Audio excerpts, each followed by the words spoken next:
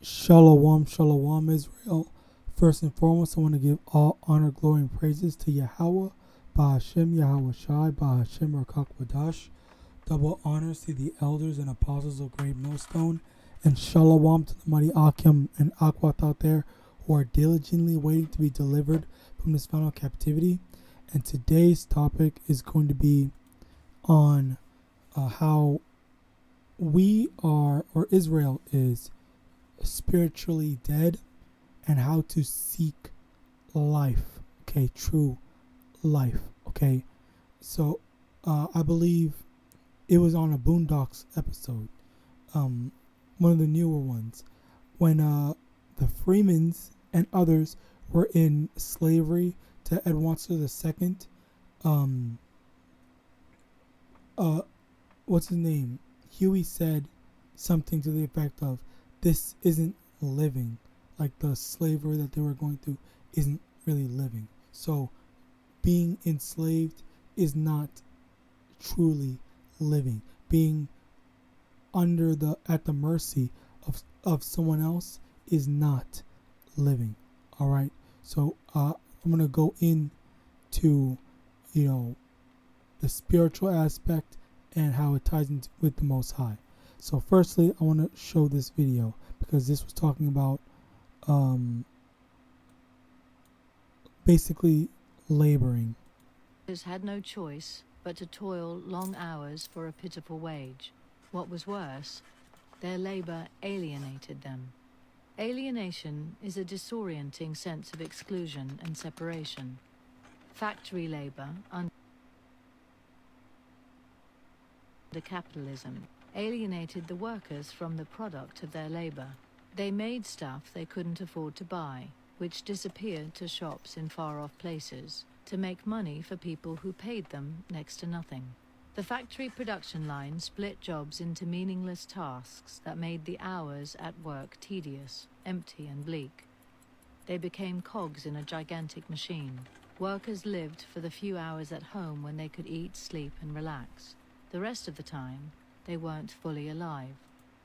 Okay, so now I'm gonna close this because I think this is lagging my computer.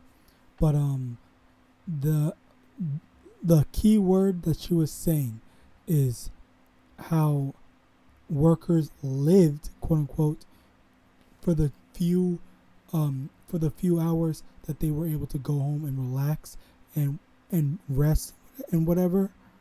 But when they were at work, because all the work was tedious, empty, and bleak, when they were at work, they felt they weren't fully alive, as she said. Okay, so now that is what actually ignited me to do this video, because I'm sure many of us can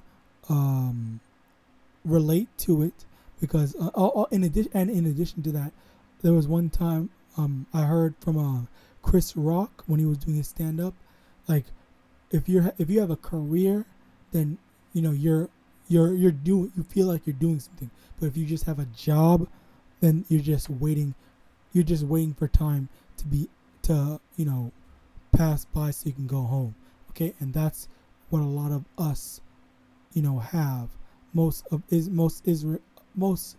us Israelites in this truth, as well as not in this truth, have. We just have jobs waiting for the time that, okay, we get to go home and rest and whatnot.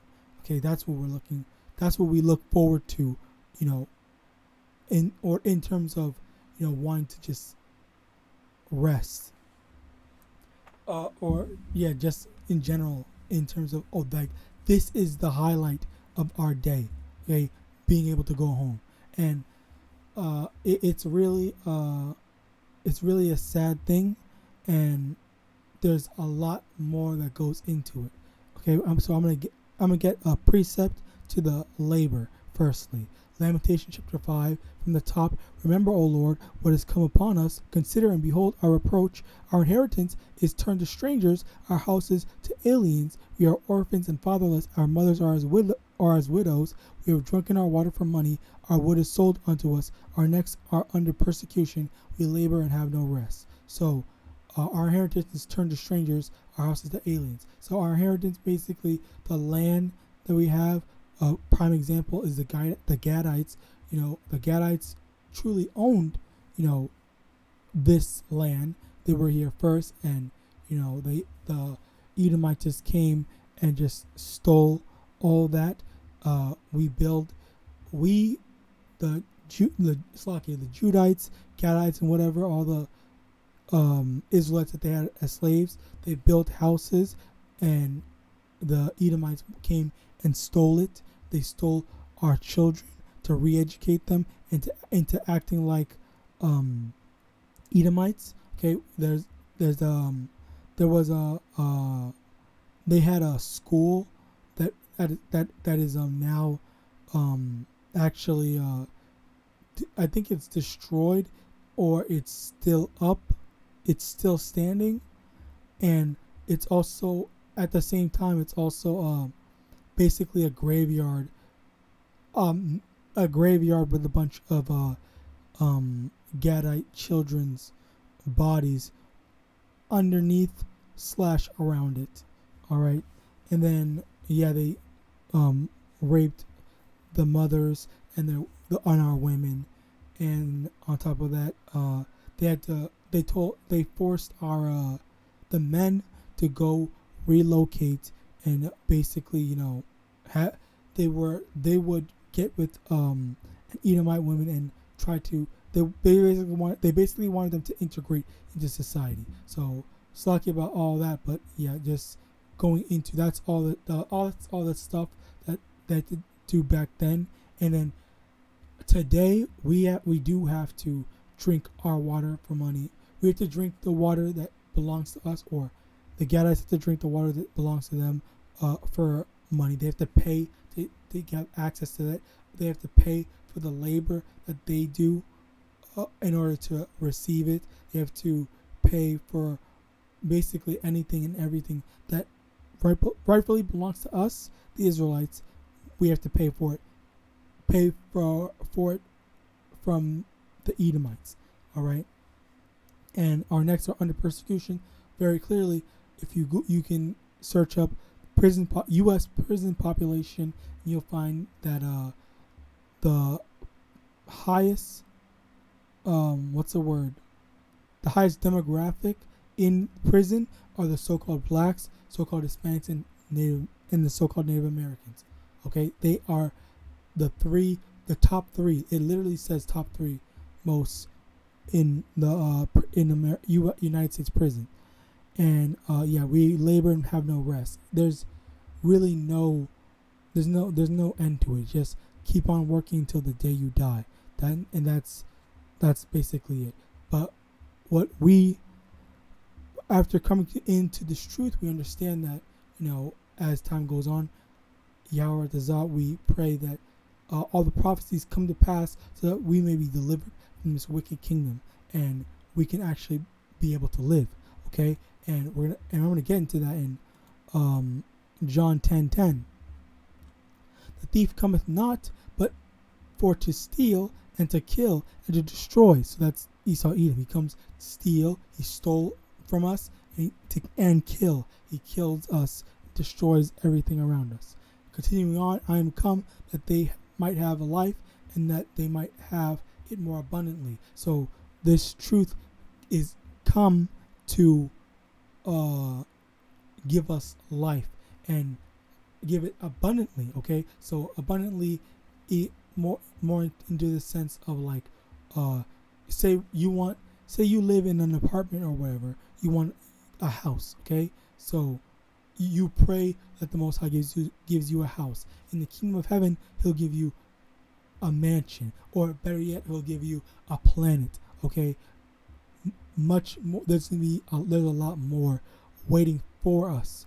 Okay, it's not just some small little things. Okay, and that's with the Most High. But continuing on, Zechariah chapter 13 verse 8, and it shall come to pass that in all the land, saith the Lord, 2 parts therein shall be cut off and die, but the third shall be left therein. So now 2 parts are going to be cut off and die. All right. Now there's 2/3 there's 2/3 of all the Israelites that are going to be are going to be destroyed, and the 1/3 is going to be left therein. The 2/3 are basically going to, be a part of that death style, while the 1/3, as we return to our heritage, we are going back into the true lifestyle in the literal sense of the word life. Okay, because following after the words, law, statutes, and commandments of the Most High is life. All right, that's what John 10:10 is. I am come that they might have life, and that they might have it more abundantly.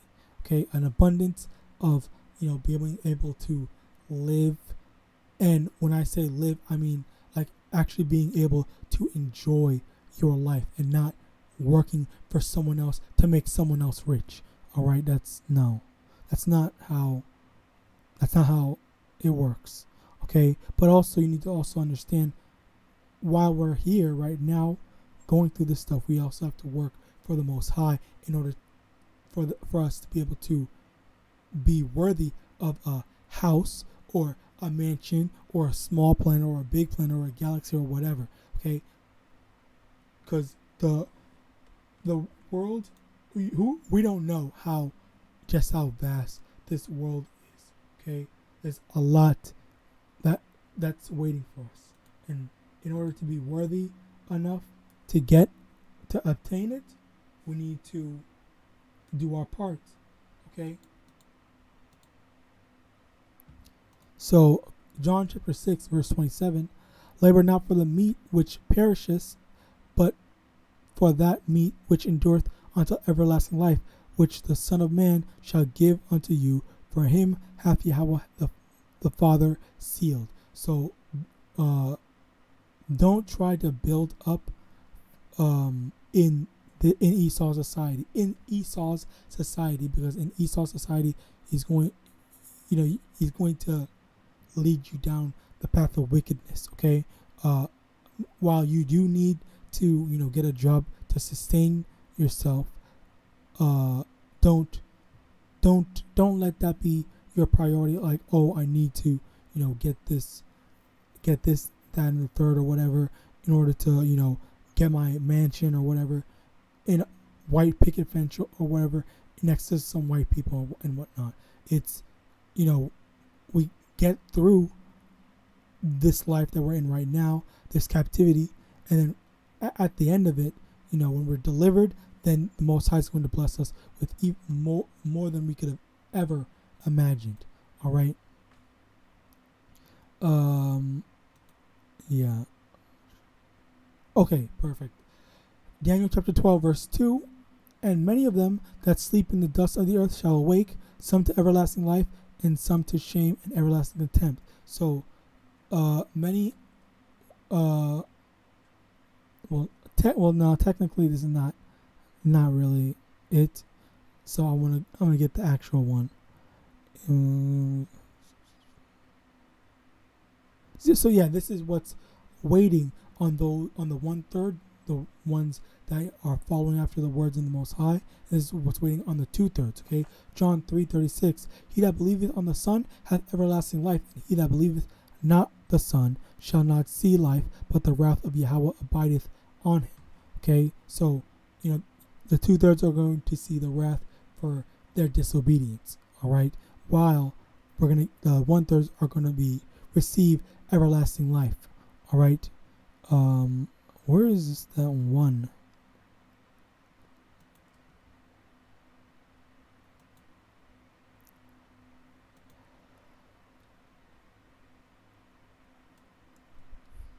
Okay.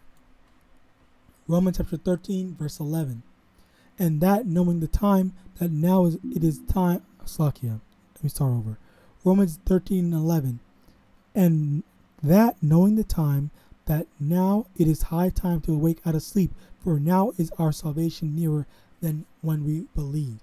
So it's right before we came into this truth,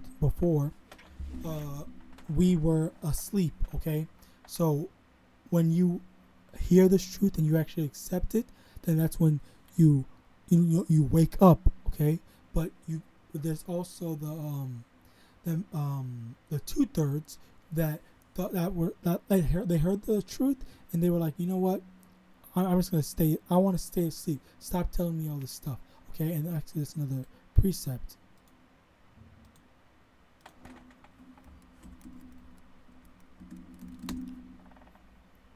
Isaiah 30 verse 10, which say to the seers, see not, and to the prophets, prophesy not unto us right things, speak unto us smooth things, prophesy deceits. See, that's what the 2/3 want to hear. The 2/3 want to hear, the Most High loves everyone. The white man's gonna make it, and whatnot. Well, the white man is gonna make it, but he's not gonna make it this in the way that they think he's gonna make it. All right. But the main thing is the fact that they don't want to hear what's they don't want to hear the truth. They just want to hear stuff that it makes me feel good when I hear this or whatever. It makes me feel good when this X, Y, and Z. Like they don't want to hear the fact that Esau's the devil and the Most High is going to deliver. The Most High is going only cares about the Israelites. All right. I don't know. Yes, I do know. It's because the Most High, struck them with a strong delusion. All right.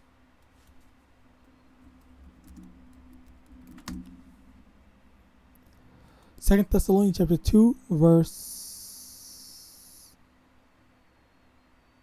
10, and with all deceivableness of righteousness in them that perish, because they receive not the love of the truth, that they might be saved. And for this cause YAHAWAH shall send them strong delusion, that they should believe a lie. Okay, so because they received not the truth, the love of the truth, they didn't receive the love of the Most High, which is the truth. This truth, okay, being able to receive this truth is love and mercy from the Most High. Okay, but because they didn't, that means that the Most High sent them a strong delusion for them to just hate not only the Most High, hate not only the prophets, but the Most High for caring exclusively about them, the Israelites, rather than wanting to kiss up to all these heathens. Okay, that's the strong delusion. Like, how can you kiss up? How can you care so much about someone that does not like you? They hate you. They hate us. Okay, like, it's crazy. And actually, a precept to that, John 15:19, if ye were of the world would love his own, but because ye are not of the world, but I have chosen you out of the world, therefore the world hateth you. The world hates us, okay, because we are not of the world. But this is more exclusively to the 1/3, because the world hates us because we're prophesying, the truth. We're saying that all these things that you guys are doing is wrong and it's wicked, and because we tell them that, they hate us. They want to just do whatever they want. They want to do their own will, even if it's dead wrong. All right. Romans 8:6, for to be carnally minded is death, but to be spiritually minded is life and peace. So that's the whole the divide of the 2/3. The 2/3 are carnally minded. They seek, building up they're laying up their treasures in Esau's kingdom rather than laying up their treasures in heaven. Okay, which I have a precept to that. Matthew chapter 6 verse 19, lay not up for yourselves treasures upon earth, where moth and rust doeth corrupt, and where thieves break through and steal, but lay up for yourselves treasures in heaven, where neither moth nor rust doeth corrupt, and where thieves do not break through nor steal. So all that you build up, all your mansions, all your money that you get, all that, you can lose all that. Okay, very easily you can lose all that. It's hard to gain all of it, but you can lose it at the snap of a finger. All right. But if in terms of building stuff up spiritually, like putting in hours for this truth, putting in hours for this truth, to build up lay up treasures for yourself in the kingdom of heaven, you're never gonna lose that. Okay, you're never gonna lose that, because no one can take that from you. All right. Only the Most High can, but obviously, if you're doing what you're supposed to be doing, He's not going to take it from you. All right. Unlike Esau, which is known for breaking his promises. All right. First John chapter 2 verse 15. Love not the world, neither the things that are in the world. If any man love the world, the love of the Father is not in him. So, yeah. Again, it's the 2/3 that are in the slumber, the 2/3 that are, preserved for destruction. Okay, they love the world and they don't have the love of the Most High because they are carnally minded. Carnally, as it says, to be carnally minded is death, but to be spiritually minded is life and peace. Okay, they're not going to receive peace in their lives.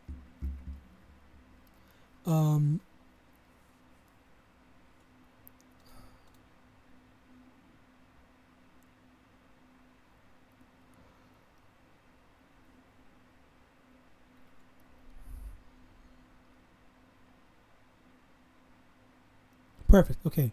Mark chapter 13 verse 30. Verily I say unto you that this generation shall not pass till all these things be fulfilled. Heaven and earth shall pass away, but my words shall not pass away. But of that day and that hour knoweth no man, no, not the angels which are in heaven, neither the Son, but the Father. Take ye heed, watch and pray, for ye know not when the time is, the time of the return of YAHAWASHI, the time of our deliverance. Okay, that's the time that no one knows. Okay, so we have to prepare for that. Verse 34. For the Son of Man is as a man taking a far journey, who left his house and gave authority to his servants and to every man his work, and commanded the porter to watch. This is a parable. This is a parable that's basically the equivalent to the fact that to YAHAWASHI returning. Okay, because we don't know the time. Verse 35. Watch ye therefore, for ye know not when the master of the house cometh, at even, or at midnight, or at the cock crowing, or in the evening, or in the morning, Slakia, lest coming suddenly he find you sleeping. And what I say unto you, I say unto all, watch. So watch all the signs, okay? And in verse 36, it says, lest coming he finds you sleeping, meaning lest coming he sees, oh, you, after you, and this is after you heard of the truth. So if you heard of the truth and you chose to ignore it, okay, then when YAHAWASHI returns and he sees you, not doing the work, then you're gonna suffer. You're gonna have to go through his wrath, okay? And then if you accepted this truth and then you fell out of this truth, then that's once again you sleeping, okay? That's you sleeping, meaning that you have to answer for your slothness, answer for you not doing what you were supposed to be doing. All right. 1 Thessalonians chapter 5 from the top. But of the times and seasons, brethren, ye have no need that I write unto you. For yourselves know perfectly that the day of the Most High, the day of the Lord, so cometh as a thief in the night. For when they shall say, peace and safety, then sudden destruction cometh upon them, as travail upon a woman with child, and they shall not escape. So when the destruction is, when the destruction comes, which comes after, primarily Esau, Edom, as well as anyone who's a part of the world, when they're thinking like, oh, everything's all hunky-dory, everything's all good, we're all happy, everything went back to normal, and everything's all right. We have this new MOTB and whatnot, then sudden destruction coming, meaning that basically when they least expect it, that's when destruction is going to come, and they're not going to be able to escape. Okay, verse 4, but ye, brethren, are not in darkness, that day should overtake you as a thief. So we know that we're not going to be in the dark. We're not going to, when it happens, even though we won't know exactly when it is, we're going to be, what's the word? We're prepared for it, okay? We're not exactly to a T, but, we're able to, react, I guess, to it when it happens. Ye are all the children of light and the children of the day. We are not of the night nor of darkness. Therefore let us not sleep as do others, but let us watch and be sober. So basically, be mindful and look out for the times, look out for the prophecies. And this is basically telling us we have to keep an eye out on all the signs, on all the world news for when we see prophecies coming to pass. Okay. In the same book and chapter, 1 Thessalonians chapter 5, but down in verse 8, but let us who are of the day be sober, putting on the breastplate of faith and love, and for an helmet the hope of salvation. For Yahweh hath not appointed us to wrath, but to obtain salvation by our Lord YAHAWASHI HaMashiach, who died for us, that whether we wake or sleep, we should live together with him. Wherefore comfort yourselves together, edify one another, even as also ye do. So, being a part of the 1/3, the Most High Yahweh did not appoint us to wrath, okay? He appointed us to salvation, okay? And we need to, if we choose to wake up, then we have to do our part so that we may be delivered. But if we chose to sleep, which a lot of Israelites or a lot of Jakes do choose to sleep, okay, or they woke up and then they went back to sleep, okay, they just that's them basically choosing wrath, and they're not going to survive even, because they're going to be destroyed. All right. And with that, I hope this lesson was edifying. Don't fall asleep, stay awake. Even I know it can be tough at times, but we have to stay strong all the way through. All right. And with that, I hope this lesson was edifying. I want to give all honor, glory, and praises to Most High Yahweh, Ba'ashem YAHAWASHI, Ba'ashem RICANS. Double honors to the elders and apostles of the Great Millstone. And with that, I want to say Shalom.